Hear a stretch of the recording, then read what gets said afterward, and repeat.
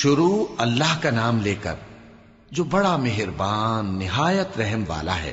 جو چیز آسمانوں میں ہے اور جو چیز زمین میں ہے سب اللہ کی تسبیح کرتی ہے۔ جو بادشاہ حقیقی ہے، پاک ہے، زبردست ہے، حکمت والا ہے۔ وہی تو ہے جس نے ان پڑھوں میں انہی میں سے ایک پیغمبر بھیجے جو ان کے سامنے اس کی آیتیں پڑھتے اور ان کو پاک کرتے اور انہیں کتاب و حکمت کی تعلیم دیتے ہیں۔ اور اس سے پہلے تو یہ لوگ کھلی گمراہی میں تھے، اور ان میں سے اور لوگوں کی طرف بھی ان کو بھیجا ہے جو ابھی ان مسلمانوں سے نہیں ملے، اور وہ غالب ہے، حکمت والا ہے۔ یہ اللہ کا فضل ہے، جسے چاہتا ہے عطا فرماتا ہے، اور اللہ بڑے فضل کا مالک ہے۔ جن لوگوں کو تورات کا حامل بنایا گیا پھر انہوں نے اس کے حامل ہونے کا حق ادا نہ کیا، ان کی مثال گدھے کی سی ہے جس پر بڑی بڑی کتابیں لدی ہوں۔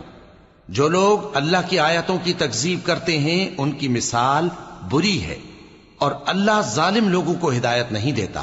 کہہ دو کہ اے یہود، اگر تم کو یہ دعویٰ ہو کہ تم ہی اللہ کے دوست ہو اور دوسرے لوگ نہیں، تو اگر تم سچے ہو تو ذرا موت کی آرزو تو کرو۔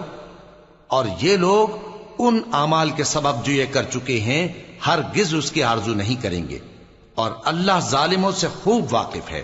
کہہ دو کہ موت جس سے تم بھاگتے ہو وہ تو تمہارے سامنے آ کر رہے گی، پھر تم پوشیدہ اور ظاہر کے جاننے والے مالک کی طرف لوٹائے جاؤ گے، پھر جو کچھ تم کرتے رہے ہو وہ سب تمہیں بتائے گا۔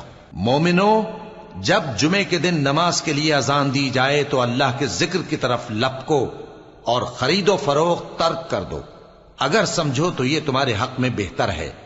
پھر جب نماز ہو چکے تو زمین میں پھیل جاؤ اور اللہ کا فضل تلاش کرو، اور اللہ کو بہت بہت یاد کرتے رہو تاکہ کامیاب ہو جاؤ۔ اور جب ان لوگوں نے سودا بکتا یا تماشا ہوتا دیکھا تو ادھر بھاگ لیے، اور اے نبی صلی اللہ علیہ وآلہ وسلم تمہیں خطبے میں کھڑا چھوڑ گئے۔